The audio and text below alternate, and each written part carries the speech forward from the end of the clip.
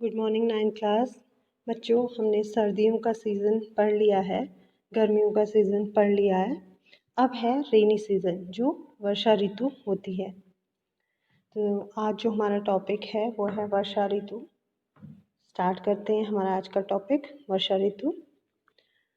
ये जून के प्रारंभ में या यूँ कहें कि जून के शुरुआत में उत्तरी भारत में निम्न दाब की अवस्था के होते क्या होती है, तीव्र हो जाती है। निम्न दाब की अवस्था तीव्र हो जाती है। आपको पता है उत्तर भारत में निम्न दाब बनता है, गर्मी होती है और इसके कारण ये दक्षिणी गोलार्ध की व्यापारिक पवनों को आकर्षित करती है। क्या करती है? दक्षिणी गोलार्ध की व्यापारिक पवनों को आकर्षित करता है।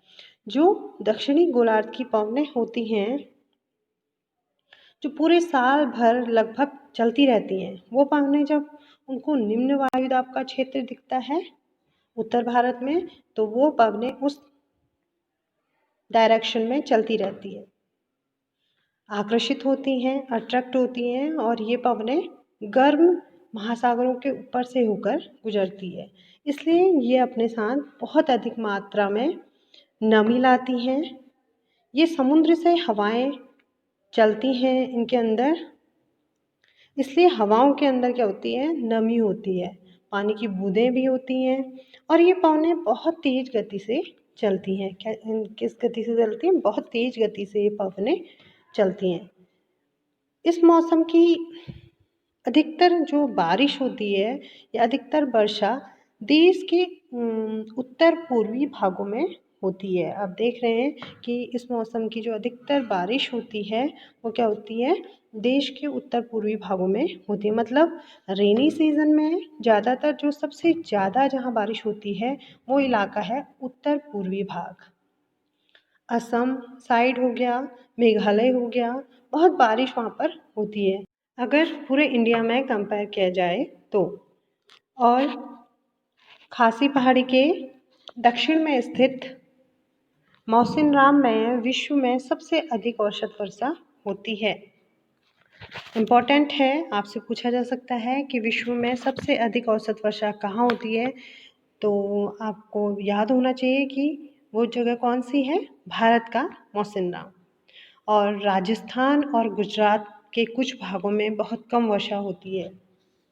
कहाँ होती है कम वर्षा? राजस्थान और गुजरात के कुछ भागों में बहुत कम वर्षा होती है। आपको पता है बारिश जो है भारत में एक जैसी नहीं होती, कहीं बहुत ज़्यादा होती है, कहीं बहुत कम होती है, कहीं बिल्कुल नहीं होती भी नहीं होती। और मानसून से जुड़ी एक और परिघटना है जिसे वर्षा में विराम कहते हैं। एक तो है कि बारिश होती रहती है, वो मानसून का विस्फोट कहलाता है या लगातार मानसून का फटना, ये हम पहले डिस्कस कर चुके हैं। लेकिन एक होता है वर्षा का विराम या मानसून का विराम। इसमें क्या होता है, वर्षा होते होते एकदम से रुक जाती है, मीन्स विराम लग जाता है उसमें। बहुत दिनों तक वर्षा एकदम से जो हो रही होती है वो एकदम से क्या होती है, रुक जाती है।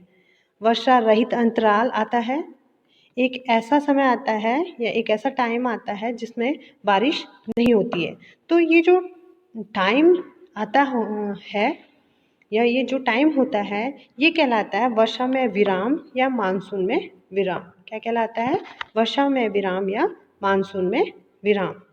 और बारिश के मौसम में मौसम कुछ इस तरह से दिखाई देता है। आप ऊपर दिए गए चित्र में देख सकते हैं कि जब बारिश का मौसम होता है तो मौसम कुछ इस तरीके से होता है। नीचे भी आप देख सकते हैं, तो मौसम कुछ इस तरीके से दिखाई देता है।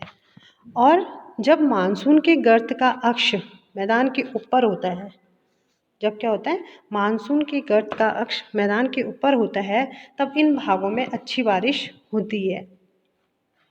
जब ये मानसून की जो हवाएं हैं धीरे धीरे मैदान के ऊपर जाने लगती हैं, क्या होता है, मानसून की जो हवाएं हैं ये क्या करती हैं, धीरे धीरे मैदान के ऊपर जाने लगती हैं। तो इनका गर्त जब मैदान के ऊपर जाता है तब वो जो मैदानी इलाके हैं वहाँ अच्छी बारिश होती है। तब क्या होता है, वहाँ पर बहुत अच्छी बारिश होती है क्योंकि मानसूनी हवाएं मैदानी इलाकों के ऊपर पहुँच जाती है। तब ये अक्ष धीरे धीरे हिमालय के ऊपर चला जाता है। तब मैदानों में लंबे समय तक शुष्क अवस्था बनी रहती है। जब क्या होता है, ये अक्ष धीरे धीरे हिमालय के ऊपर चला जाता है तो मैदानों में क्या होता है, लंबे समय तक शुष्क अवस्था रहती है।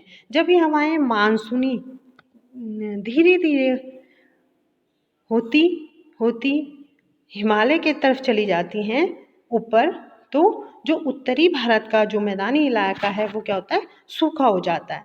आप समझ रहे होंगे, जब ये धीरे धीरे क्या होती है, हिमालय की तरफ चली जाती हैं तो जो उत्तरी भारत का जो मैदानी इलाका है वो क्या हो जाता है, सूखा हो जाता है। क्योंकि बारिश तो ऊपर चली जाती है हिमालय की साइड में, तथा हिमालय की नदियों के पर्वतीय जल ग्रहण क्षेत्रों में भारी बारिश होती है और विभिन्न कारणों से ये गर्त उत्तर या दक्षिण में खिसकते रहते हैं। और इस भारी बारिश के कारण ये जो बहुत ज़्यादा मूसलाधार बारिश होती है, इसके कारण मैदानों में बाढ़ भी आ जाती है।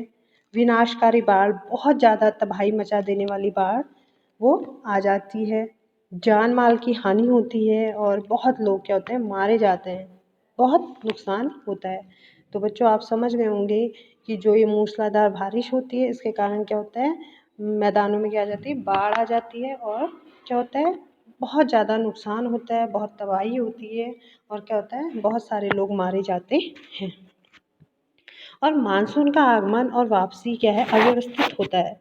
कुछ पता नहीं होता है कि कब आ जाए और कब चला जाए। ये कभी भी आ सकता है, कभी भी जा सकता है। एक अंदाज़ा बस लगाया जा सकता है कि इतने टाइम पर आता है, पर कभी कभी क्या होता है, एक्यूरेट नहीं जाता। जो हमारा अंदाज़ा रहता है वो एक्यूरेट नहीं जाता। मीन्स कभी जल्दी आ जाता है, कभी लेट। इसका सीधा असर क्या होता है, किसानों पे पड़ता है। उनकी फसल जो होती है वो मानसून पर आश्रित होती है, बारिश पर निर्भर होती है। ज़्यादातर किसानों की फसल जो होती है वो इन्हीं पर आश्रित होती है, तो वो कृषि से जुड़े कार्यों को बाधित करती है। कभी कभी टाइम पर आ जाए तो अच्छी बात है, अगर लेट हो जाता है मानसून या जल्दी आ जाता है तो इसका नुकसान किसानों को उठाना पड़ता है। तो आप समझ गए होंगे कि किसानों को कितनी परेशानी होती है। अगर मानसून जल्दी आ जाता है तब भी उन्हें दिक्कत होती है, और अगर लेट आता है तो उससे भी उनको नुकसान होता है। तो बच्चों आपको समझ में आ गया होगा कि वर्षा ऋतु की क्या विशेषताएं हैं और वर्षा ऋतु में क्या क्या परेशानी होती है किसानों को। तो बच्चों आज के लिए इतना ही। नेक्स्ट वीडियो में हम नेक्स्ट टॉपिक डिस्कस करेंगे। Thank you so much. Have a nice day.